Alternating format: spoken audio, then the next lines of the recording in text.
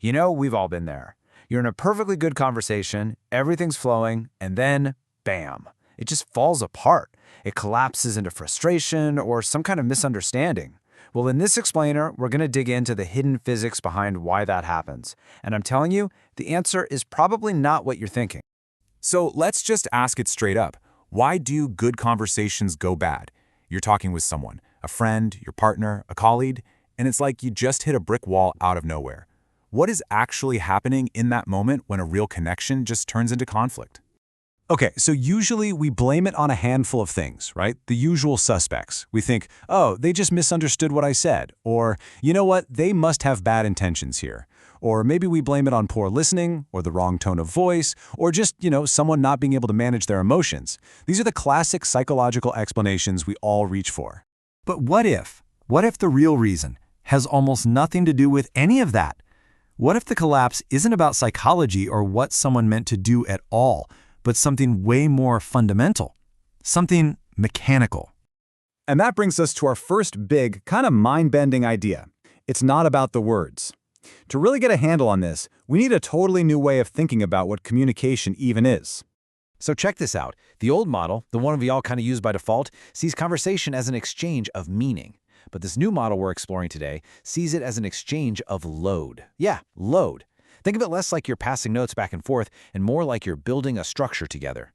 Every sentence, every idea, it all has a certain amount of structural weight. This idea leads us to a core concept called gradient conflict.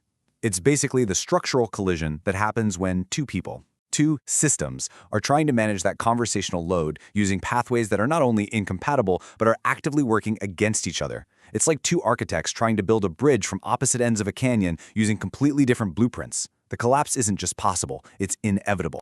So what does this actually look like? Well, one person, System A, might be trying to stabilize the conversation by making things simpler, right? Reducing complexity, getting super clear.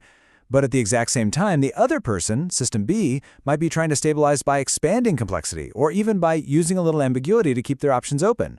They're both trying to find stability, but they're pulling in completely opposite directions. And that's where the trouble starts. So, how does this whole thing actually happen? That brings us to our next section, how a conversation collapses.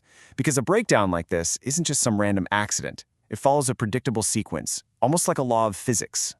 Let's walk through this process. First, you get divergence. Under the pressure of the conversation, each person's internal architecture starts to bend in different ways. Then comes inversion. And this part is just wild. One person's attempt to help, to clarify things or be supportive, it actually increases the load on the other person. This forces the other person into narrowing. Their thinking gets super rigid, black and white, totally defensive. They're just trying to protect their mental structure from falling apart. And finally, collapse. The interaction just becomes noise, distortion, or a complete shutdown. The structure just can't take any more weight. Now, here's the key thing to really let sink in. What we feel as a big fight or a huge misunderstanding, it isn't an interpersonal failure. It's structural physics. It's a mechanical breakdown of the whole communication system. Okay, so how can you actually spot this happening in real time? That's what we're going to cover next, the telltale signs. Think of this as your field guide for spotting gradient conflict out there in the real world. All right, let's look at the signatures here. On one side, you have the unstable system. You'll see things like way more reactivity, everything framed as black or white. On the other side, the stable system tries to compensate. They start over-clarifying everything, trying to reduce what they see as noise, and they just end up getting exhausted. Does any of this sound familiar? These aren't just little personality quirks. They are telltale signs of a deeper structural problem. All right, on to section 4, the real reason things fail. And this is where we get into the really surprising, totally counterintuitive stuff about why these collapses happen.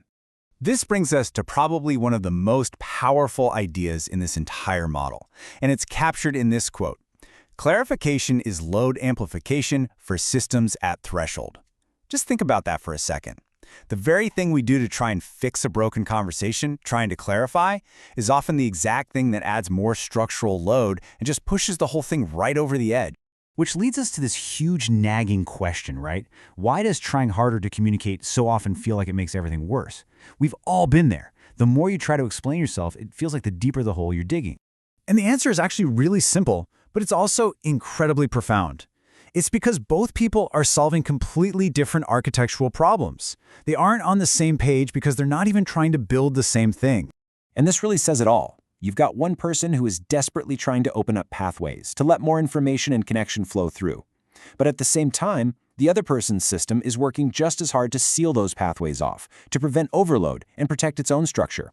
So even if they both have the best intentions in the world, they are literally working against each other.